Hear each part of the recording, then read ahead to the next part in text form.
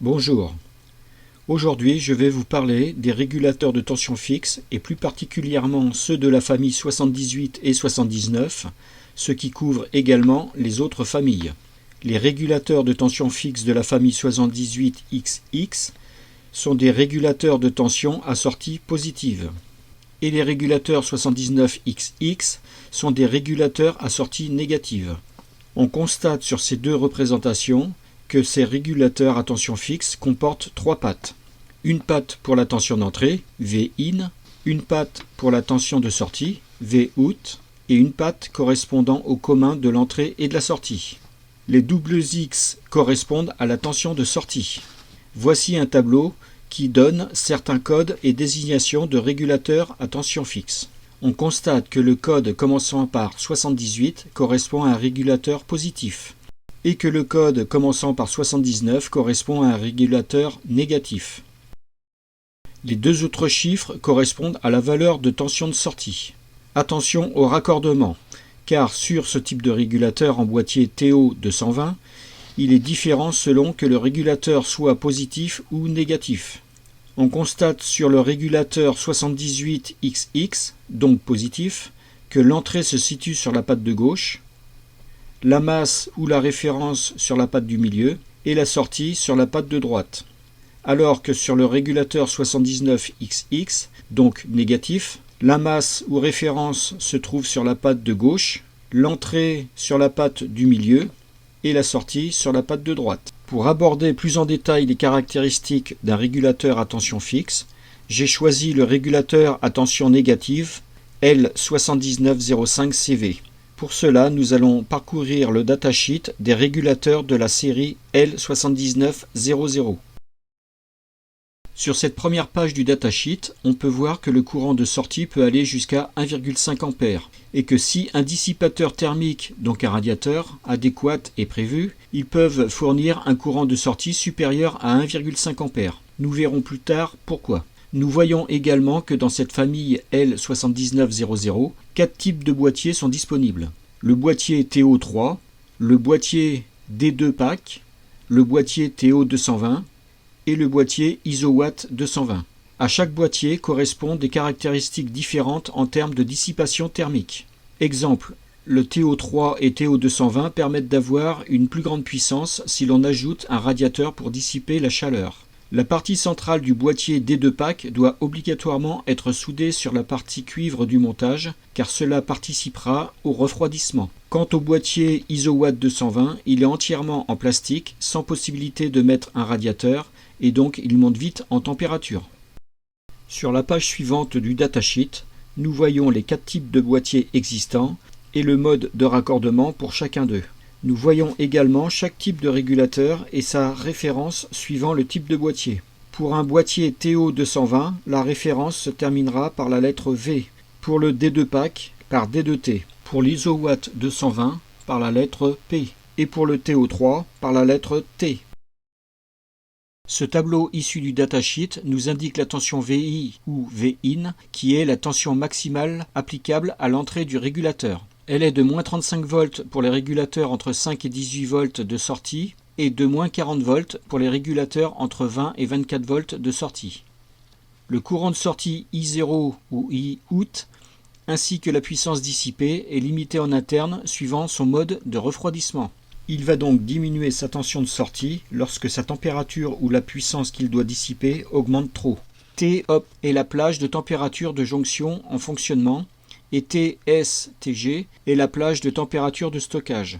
Mais ce qui est intéressant et que l'on doit surtout respecter, c'est la température de résistance thermique puce boîtier, RTHJ case, et la résistance thermique puce R, RTHJ amb, comme ambiante. Voici un dessin qui représente les différentes résistances thermiques. On trouve le refroidissement puce boîtier et le refroidissement boîtier radiateur. Ces deux résistances thermiques sont données par le constructeur du régulateur. On trouve également le refroidissement radiateur R qui est donné par le fabricant du dissipateur thermique. Voici un exemple de plage de dissipation pour un boîtier D2 pack. À gauche se trouve la résistance thermique puce R en degrés par watt. Au centre se trouve la longueur en millimètres de cuivre du PCB, permettant le refroidissement du régulateur. Et à droite, la puissance maximale dissipée par le régulateur en watts. La résistance thermique et la dissipation de puissance maximale est donc par rapport à la longueur de cuivre du PCB. Plus la résistance thermique est élevée, plus le boîtier s'échauffera pour une puissance dissipée équivalente. On remarque que plus L augmente et plus la résistance thermique diminue. Par contre, à partir d'une certaine valeur de L, il devient difficile de fortement diminuer la résistance thermique et donc il est inutile d'augmenter la surface de refroidissement. Sur cette courbe, on peut également voir que pour une plage carrée de 15 mm de côté, on peut dissiper environ 2,5 watts. En reprenant le tableau du datasheet, on peut voir la résistance thermique plus R qui est l'augmentation de température maximale par watt dissipé. Elle est de 62,5 degrés par watt pour le D2 pack et de 50 degrés pour le TO220. Donc pour le TO220, sans radiateur, la température augmentera de 50 degrés par watt dissipé. Il est donc important que le régulateur ne monte pas en température et pour ce faire, si l'on veut garder la même charge en sortie, il faut refroidir le régulateur en mettant un radiateur, mais également que l'écart entre la tension d'entrée et la tension de sortie soit la plus faible possible, tout en respectant la valeur VD qui est la chute de tension dans le régulateur. Concernant VD, j'y reviendrai plus tard. Voici le type de schéma que je vais réaliser. Donc ici on voit l'alimentation variable qui sera raccordée ici. Le moins de l'alimentation sera mise sur la broche 2, donc la broche entrée du régulateur, qui se trouve ici. Plus de l'alimentation variable sera sur la broche de référence, le point de référence, donc la broche 1 de JND, du régulateur. Et la patte numéro 3, qui est la sortie, sera sur la charge, donc la patte 3 elle est là, sera sur la charge par l'intermédiaire aussi d'un ampèremètre qui vérifiera la charge qui sera mise sur le régulateur. Et de l'autre côté de la charge, on revient sur le point de référence. On mettra un voltmètre aussi en entrée et un autre en sortie pour vérifier les tensions d'entrée et puis la tension de sortie. Bon voilà, j'ai fait le raccordement conforme au schéma. Donc j'ai mis ici mon alimentation variable que je peux varier au niveau de la tension d'entrée. Donc là je l'ai réglé à 7 volts. Je vous mettrai, si ça vous intéresse de faire la même alimentation, je vous mettrai le lien dans la description. J'ai branché donc ce voltmètre, c'est la tension de sortie. Donc on voit que la tension d'entrée elle est de 7 volts. La tension de sortie elle est de 5,2 volts. Ici c'est la température que j'ai prise du régulateur qui est actuellement à 15 degrés. Et ça c'est mon banc de charge que j'avais acheté. Bon, un jour je ferai une petite vidéo là-dessus pour son utilisation parce que c'est pratique. Et ce banc de charge, donc je l'ai réglé à 0,2 ampères. Mais bon, l'intensité qu'on verra ici, que j'ai réglé, on la verra également sur mon alimentation stabilisée donc ça s'affichera ici. Voilà, donc je vais commencer à faire les essais avec une injection de 7 volts. Donc j'appuie sur le bouton et ça va injecter. Donc là on voit que c'est bien, on est bien à 0,2 ampères qu'on constate ici. La tension donc elle est de 5,1 volts. Et la tension d'entrée elle est toujours de 7 volts et on voit la température ici au niveau du régulateur qui augmente. Donc si on fait le calcul, donc pour calculer la puissance là qui est dissipée par le régulateur, il faut faire P égale UI, donc la puissance égale la tension par l'intensité. Donc comme la tension, la tension, ce qu'il faut prendre c'est la tension d'entrée moins la tension de sortie. Donc la tension d'entrée c'est 7 volts, la tension de sortie c'est 5,1 volts. Ce qui nous donne 1,9 volts, et si on multiplie par 0,2 ampères, qu'on trouve ici et qu'on retrouve ici, ça nous donne une puissance dissipée de 0,38 watts, donc à peu près 0,4 watts. Donc voilà pour ça, et on voit bien que la température continue à monter jusqu'à son équilibre. Donc je vais la laisser un peu monter, mais on voit que ça monte doucement, on est à 26, 26,1, 26, voilà. On est équilibré à peu près à 26 degrés. Voilà bon pour ça, et puis donc maintenant je je vais faire la même manip, mais en augmentant donc la tension d'entrée. Hein, je vais monter à 13 à peu près à... Hop, je monte. Donc j'arrête la charge hein, quand même, parce que c'est pas la peine de... Et là je vais monter à... Je vais mettre à 12 volts.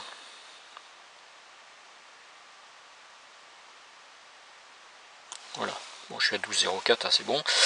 Bon, donc on est à 12 volts en entrée, hein, on a 5,22 volts en sortie, on a une température du régulateur à 18 degrés, et donc la charge, je vais la mettre en marche, et là on voit que la tension, on est à peu près à 11, bon, on va dire 11,6 volts, hein.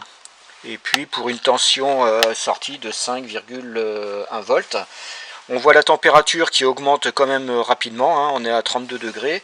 Donc si on fait la même formule, donc ça fait 11,6 en entrée moins les 5,1, ça fait une tension de 6,5 volts qu'on multiplie par 0,2.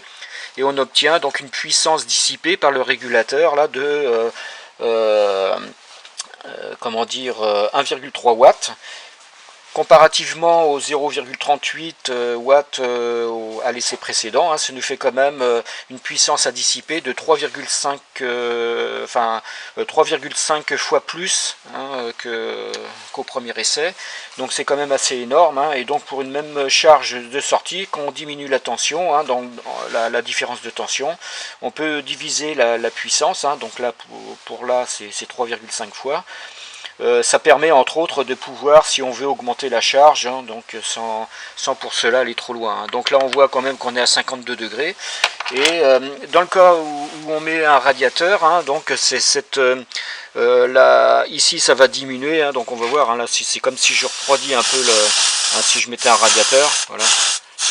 Voilà, puis on voit bien que la température diminue. Voilà pour ces essais, hein, donc je vais maintenant continuer un peu les explications. En reprenant le datasheet du L7905C, il est noté ici que la tension de sortie à une température de jonction de 25 degrés centigrades doit être entre moins 4,8 volts et moins 5,2 volts.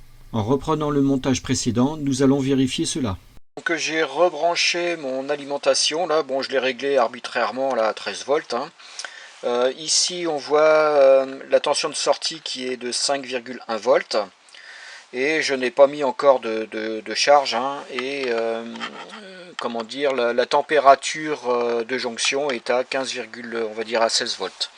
Donc on constate déjà qu'à 16 volts, hein, on est à 5,1 volts, hein, qui est bien dans la plage des entre 4,8 et 5,2. Alors pourquoi j'ai laissé la charge? Parce que je vais la mettre en marche jusqu'à ce que j'atteigne les 25 degrés, hein, pour voir. Donc là ça y est, je l'ai mise en marche. Là je suis à 19, 20, 21, 22, 23, 24, 25, 26. Donc là je vais laisser, puis je vais attendre que ça redescende à 25. Et à 25 on va regarder à voilà, je suis à 20, voilà, 25 et je suis à 5,1 volts. Donc je suis bien dans un conforme, donc je suis bien entre les 4,8 et les 5,2 volts. Voilà pour cet essai. Donc maintenant je vais continuer à regarder le datasheet. Un élément également important, c'est le respect de VD, qui est la chute de tension interne du régulateur. Pour le L7905C, elle doit être de 1,4 volts, ce qui veut dire que la tension d'entrée du régulateur doit être au minimum de 1,4 volts, plus élevée que la tension de sortie du régulateur, et ce, pour que la tension de sortie VO soit respectée. Ici je suis à 10 volts 3 en entrée et on voit qu'en sortie je suis à moins 5,09. Donc ce que je vais faire, je vais baisser la tension d'entrée jusqu'à que la tension de sortie arrive à moins 4,8 volts.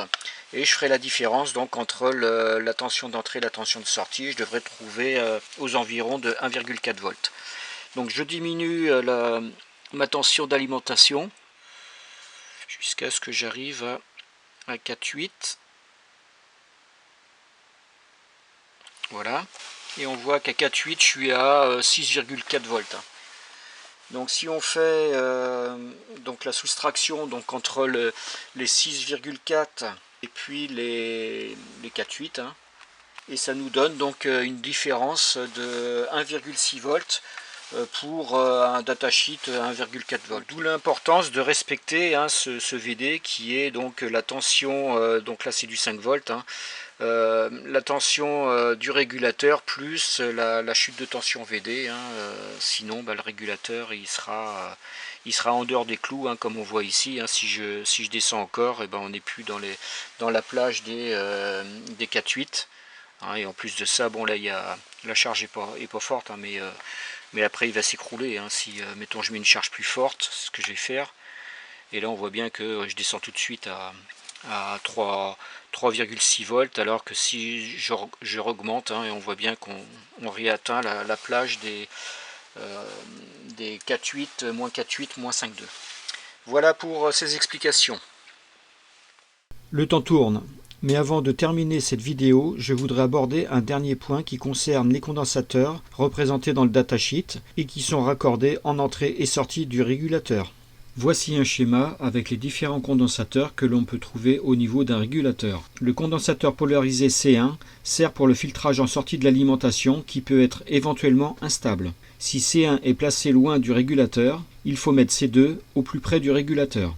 Ce condensateur non polarisé permet de filtrer les hautes fréquences issues de l'alimentation qui peuvent parasiter notre circuit. Le condensateur C3 doit être placé au plus près du régulateur et empêche une éventuelle oscillation du régulateur. Il permet d'éliminer le bruit en sortie du régulateur, surtout si la charge raccordée en sortie génère des hautes fréquences, et pour être sûr que cela ne se répercute pas sur l'alimentation. Et enfin, le condensateur C4 qui va peaufiner l'ondulation résiduelle à la sortie du régulateur.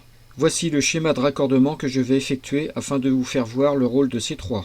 Je vais donc utiliser pour cela un condensateur non polarisé de 100 nanofarad. Bon voilà, j'ai donc raccordé, comme j'avais dit, mon oscilloscope ici avec les voies CH1 et CH2. Donc la voie 1, elle est raccordée sur l'entrée, qui se trouve donc sur la patte du milieu. Et sur la voie 2, donc c'est sur la patte de droite là. Ça sera donc la sortie qui sera visualisée. J'ai mis un condensateur ici de 100 nanofarad et donc je vais le raccorder de temps en temps donc sur la broche Vout et puis commun, donc le GND. Donc j'injecte 10 volts pour voir et on voit bien que j'ai les 5 volts de 24 là en sortie. Donc ce que je vais faire, je vais vous faire voir donc l'oscilloscope, donc ici. Donc ce que j'ai fait au niveau de mon oscilloscope, je l'ai réglé ici, là, donc la voie CH1, donc c'est l'entrée sur 5 volts par division, et la voie CH2, donc en sortie à 2 volts par division. Et donc je vais mettre donc on va voir le signal. Donc on voit bien ici CH1, j'ai bien 5-10 volts, donc à l'entrée, et en sortie, ici, on voit qu'il y a quand même on va dire, un bruit qui est dû à la sortie comment dire, du régulateur. Et si je branche même mon alimentation, enfin ma charge, on voit que ça oscille un peu plus, on voit que ça vibre. Donc c'est vraiment de l'oscillation qui se produit. Et si je mets, donc là ce que je vais faire avec mon cordon là ici, je vais chanter, enfin je vais mettre le condensateur en parallèle sur la sortie. Et on voit que là on se retrouve bien, donc il n'y a plus ces oscillations qu'il y a, et on est bien à 2, 4 et 5 volts ici. Donc si j'enlève mettons l'entrée, on est bien à 2, 4, 5 volts. Et on voit que le signal il est vraiment propre, contrairement à si j'enlève le condensateur. Voilà, je l'ai enlevé et on voit bien que on retrouve un peu ces oscillations en sortie du régulateur. Voilà, donc voilà à quoi sert quand même le condensateur en sortie. Donc c'est pas quelque chose de négligeable finalement, puisque ça nous lisse quand même la tension et qui nous rend quand même, ça évite les oscillations quand même au niveau du régulateur. Voilà pour ça. Bon bah écoutez, je pense que cette vidéo là, je vais m'arrêter ici. Bah, je vous souhaite à toutes et à tous une bonne journée. Au revoir.